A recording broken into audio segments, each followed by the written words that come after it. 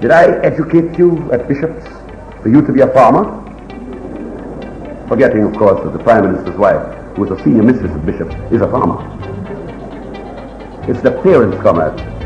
And many of us flatter ourselves and tell ourselves, oh, the children are awful, the children are this. But it's we, the adults, who are steeped in superstition and backwardness. And it's we who need emancipation. We in the People's National Congress government lay no claim to divinity, except that, like all of us, God is our Father. But there's a certain divine quality which we like to specialize in, of helping those who help themselves. What you're about to hear isn't just politics. It's one of the greatest speeches ever delivered in Guyana, delivering a speech that every parent and child must sit down and hear together. Not just politics, but lessons on freedom, pride, self-reliance, and yes, even love. Unlike his great rival Chedi Jagan, who preached about loving the Guyanese people while marrying an American wife, Burnham made a point of showing that his own partner was born and raised right here in Guyana. One of us. This wasn't a speech of empty promises or government handouts. Burnham was calling on Guyanese to rise, to take control of their lives, and to understand that a promise is a comfort to a fool. As the Bible says in 2 Thessalonians 3 verse 10, if anyone is not willing to work, let him not eat. God helps those who help themselves, and only through the one true God, Christ, can the nation he built on the backs of Afro-Christians truly thrive. We need more leaders who motivate, who inspire independence rather than dependence. This is why many call it one of the best speeches in Guyana's history. If you agree, hit like, subscribe, and drop a comment. Tell us what you think. Are there leaders today who truly inspire Guyanese to be independent, or are promises still just comfort for fools? And I take this opportunity where parents are present to speak. Because comment is not the children, it's the parents. I have had an experience of a young girl who went to one of the premier, so it said, girls' schools, telling her parents when she finished her A-levels that she wanted to do agriculture. And hearing that young girl was told by her mother, did I educate you at Bishop's for you to be a farmer? Forgetting, of course, that the Prime Minister's wife, who is a senior mistress of Bishop's, is a farmer. It's the parents, comrade. And many of us flatter ourselves and tell ourselves, oh, the children are awful, the children are this. But it's we, the adults, who are steeped in superstition and backwardness. And it's we who need emancipation. It is not difficult to persuade the young to embark upon changes. It's the parents who are usually the stumbling blocks. I speak to you as a fellow parent. I was looking at this bill.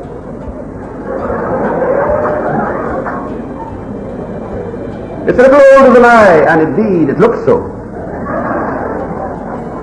And I am thinking that the surroundings in which people, especially young people, are trained must, as far as possible, be as comfortable as possible and as attractive as possible. Of course we're poor. We cannot build palaces for schools. But I think we can make this auditorium more attractive, and we can make it larger. You notice I didn't say government can. I said we can. And as I did in December 1971, I'd like to make another offer in July 75, but hope to return to see the result of our joint efforts much earlier than 3.5 years after. I'd like the principal and staff, the Parent Teachers Associations, and all well-wishing New Amsterdamers. You're the ancient country, you know. You produced the first Prime Minister's wife. You produced the second Secretary General of the Commonwealth.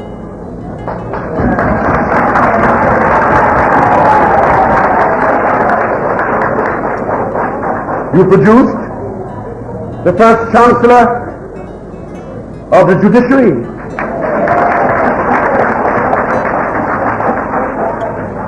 You have produced well in the past.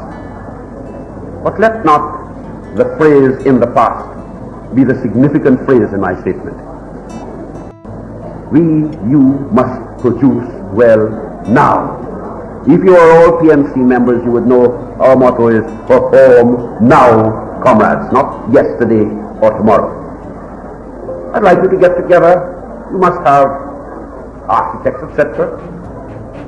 Work out in conjunction with the Ministry of Education what type of auditorium you'd like to see standing here. Let us get our quantities, and I can assure you that provided the staff, the pupils, the Parent-Teachers Association, and the people of New Amsterdam are prepared to put in their bit, government will do its bit and more than its bit.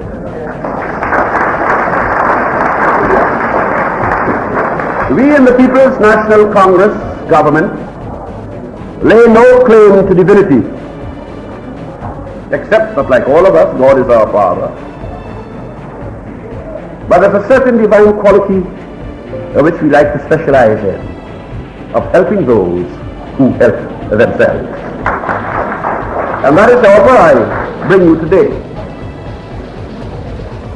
I was talking to my good friend Byro during the course of the afternoon's proceedings, and I said to him, "Do you still give senior school scholarships from Berbice High School to Queen's College?" And he said, "Yes." And I said, "Why? Is Berbice like Nazareth, that nothing good can come out of it? It has produced a chancellor. As I said before, it has produced the second Secretary General of the Commonwealth. We are anxious to see that all the facilities for education, training, including environment and exposure, are available to the people of Berbice in the same way as they are available to the people of Demerara, Essequibo, Rupununi, or else. That's what we're aiming at.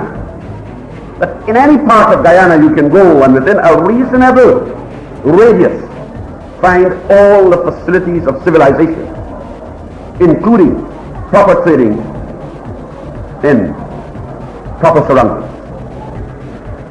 And if there is one thing I want to leave with you, it is that we must work together to ensure that there is an end to the snobbery which used to exist and still exists, though to a lesser extent, of a young man saying, "Oh, I went to Queen's College." A young man must be able to say, "I was trained in Berbice, full stop," or "I was trained in Guyana, full stop." And a young woman must be able to say, "I was trained in Berbice," or "I was trained in Guyana, full stop." The excellence of the training and of the environment must be the same whether it be in Georgetown, New Amsterdam, Leppen, St. Ignatius, Kaituma, Crabwood Creek, Riverton, or what have you. But comrades,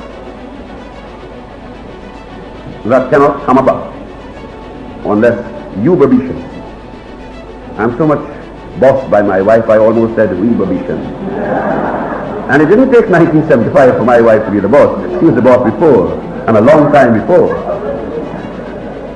I like to confess, I don't quarrel.